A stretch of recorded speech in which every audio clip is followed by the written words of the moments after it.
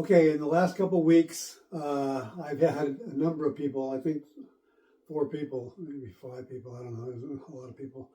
But they're showing me they're doing different things with their mini splits, and they're showing me the pressures and how they're dealing with certain situations. I don't want to go into it because I don't want to give away who they are if they don't want to be called out by name. So anyway, they're showing me what they're doing with their systems, and they're putting their manifold gauge sets on there, and they're checking the pressures on the system. And what happens when you do that is a manifold gauge, I don't even think they should be used for mini splits for any reason.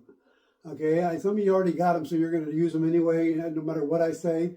So I try to work with you, but I'm trying to give you the best information I can.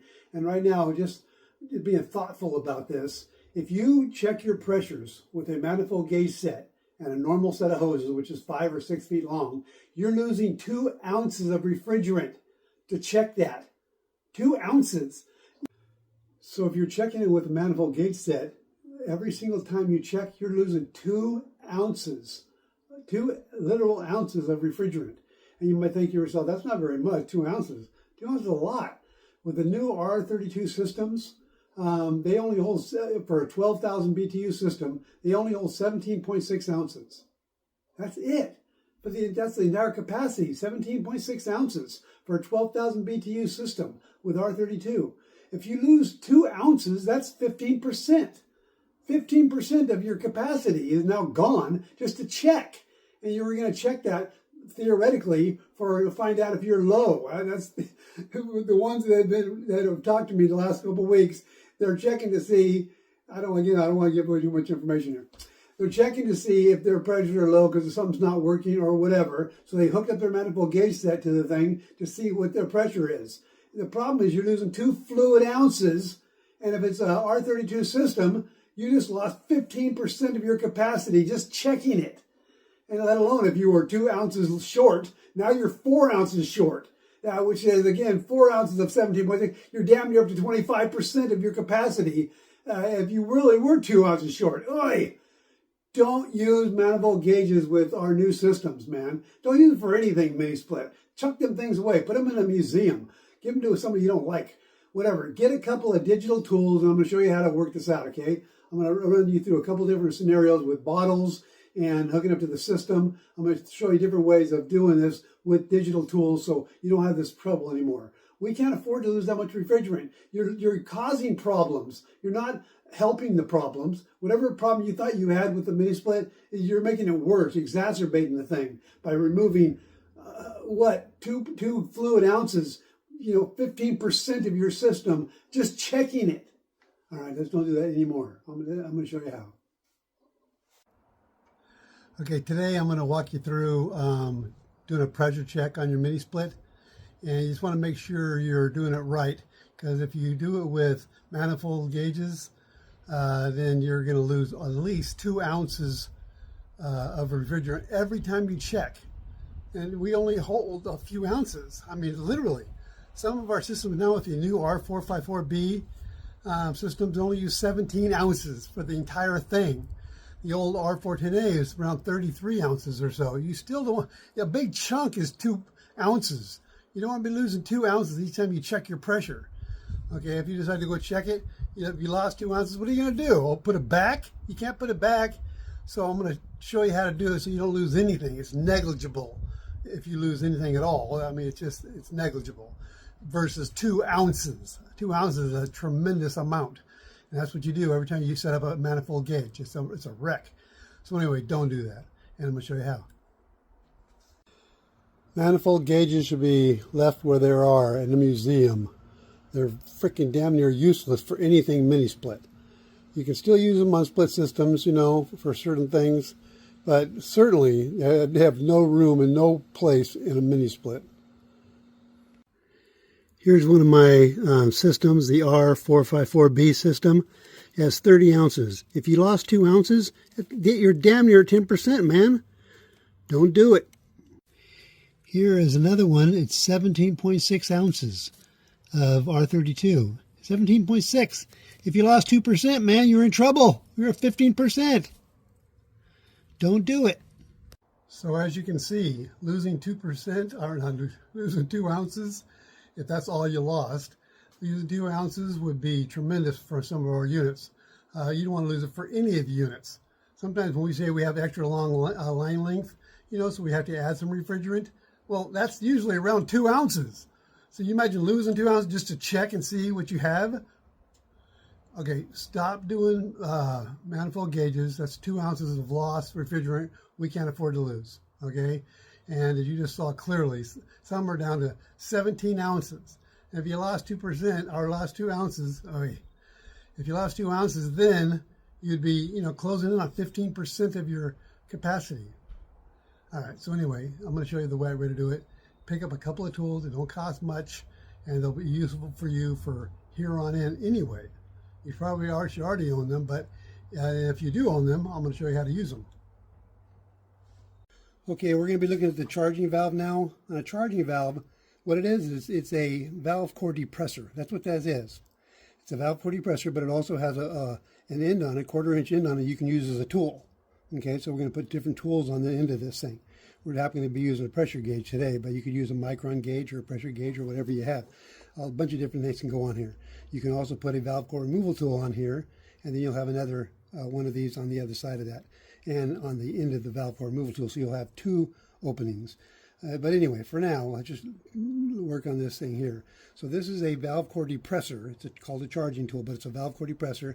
It's 5/16 on this end. That's the red ones. The blue ones are 1/4 inch right here. And they're used for different things too. So anyway, you need both. That's why I tell you to get a kit of both. But anyway, on the 5/16 one, these ones screw right onto our mini split. Okay? And then they'll have a 1/4 inch one here we'll use for our pressure gauge for today. But you start off with unscrewing it all the way. So it's not depressed at all. Okay, so it's completely undepressed. Now if you push it in, if you screwed it in all the way, you would be depressing the valve core. Okay, so that's screwed in all the way, and that is depressing the valve core right now. Okay, so in other words, you think of a valve core is like this, exactly like back in the day when we used to have inner tubes in our hand. As kids, we'd play with inner tubes or whatever, and you got that little pin in there, the Schrader valve in there, you push it, that's what that is. This thing here is that finger pushing the valve core and going okay, so that's when it's fully depressed. Now we want to start this process by unscrewing it all the way, so it's not depressing the valve core. Okay, so take it all the way out so it's not depressing the valve core. Now there's a valve core inside this unit. Okay, it's on there right now, and we're going to not be hurting. We're going to screw this thing on without screwing with it because we're not depressed. Okay, the tool isn't depressed on. Okay, so right now it's totally safe to put this tool on there.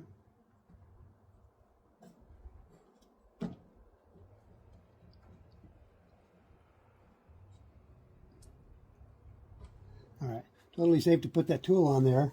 And then we're going to take a digital pressure gauge. Now I'm going to use this one. I like the Testo better. I like the Testo better for a billion reasons. This thing here is half PSI, which means it goes 295.0, 295.5, 296. It misses all the numbers in between. So you would literally have to wait 40 minutes if you had a slow leak to get it registered. So that's why I don't use this thing. But we're going to use it today for this process because it's something visual you can see. On the Testo, you can't see it. I'm going to show you in the video. You'll be able to see it, but I can't do this now because I would just be walking you through looking at the digital display on my phone, and you wouldn't be able to see what we're doing. So I want you to see what we're doing here. And so I'm going to put this gauge on here.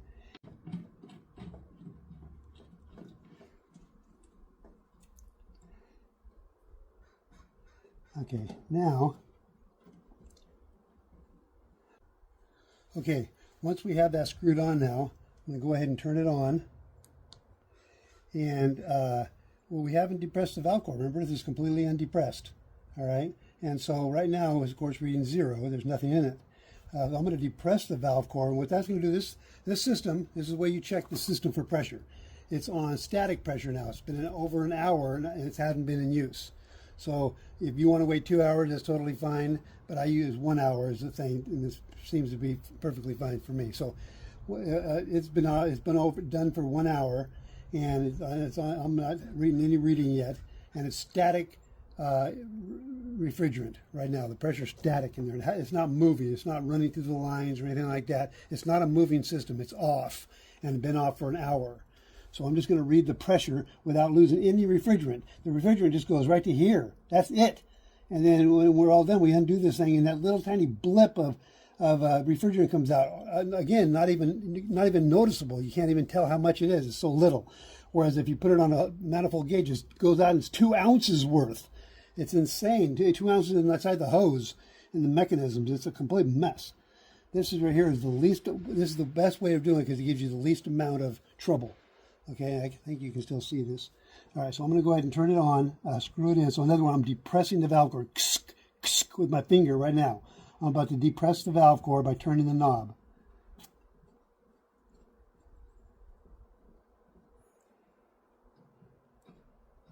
Okay, so right now we have 275 pounds PSI is our charging tool. Okay, that's what I showed you originally. So right now it is reading 297 degrees. Now what I can do is simply undo this, okay, and then I won't have lost anything. I'm going to go ahead and do it and show you. Okay, so right now it's under the valve cord is being pushed in, okay, and it's reading the pressure, okay. But if I go ahead and unscrew it,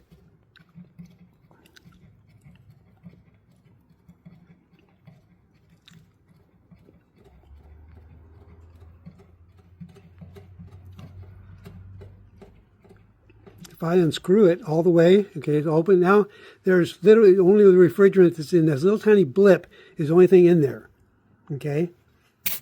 And that was it. You saw that loss right there?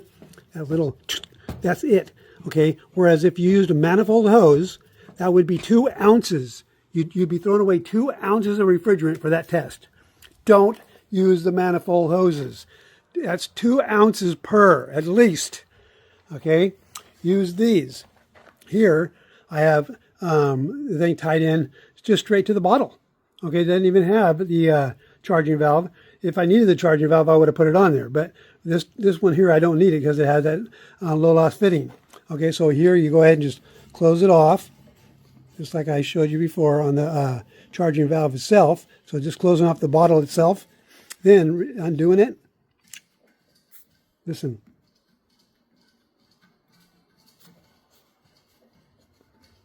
You hear that? That was it. That little blip. That's all you lost. Okay, so the point is, on all this stuff, I'm trying to show you this so you can get past it. Because if we were to do that, I'm not about to do it, but if we were to do that with a manifold hose, that would just be a complete wreck. You'd lose 2 ounces, whoosh, be all over the place. It'd be 2 ounces. It'd be a giant chunk of your refrigerant. Okay?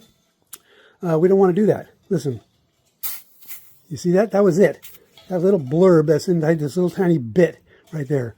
That's it. So definitely the way you want to do it is have a digital gauge and get it set up, and then you have no problem. So I'm hoping that we're all going to learn this together to get rid of these manifold gauges. They're absolutely worthless for anything mini split. Okay, the manifold gauges are no good. The hoses are no good. It should all be done with lollipops, which is what these are called, lollipops. And doesn't that resemble a lollipop? So anyway, whether you use a charging valve or not, it's still very little refrigerant inside here, okay? As opposed to a 4 or 5, gosh forbid, 6-foot hose. Ugh. Anyway, all right. So if you have any questions, put them down below.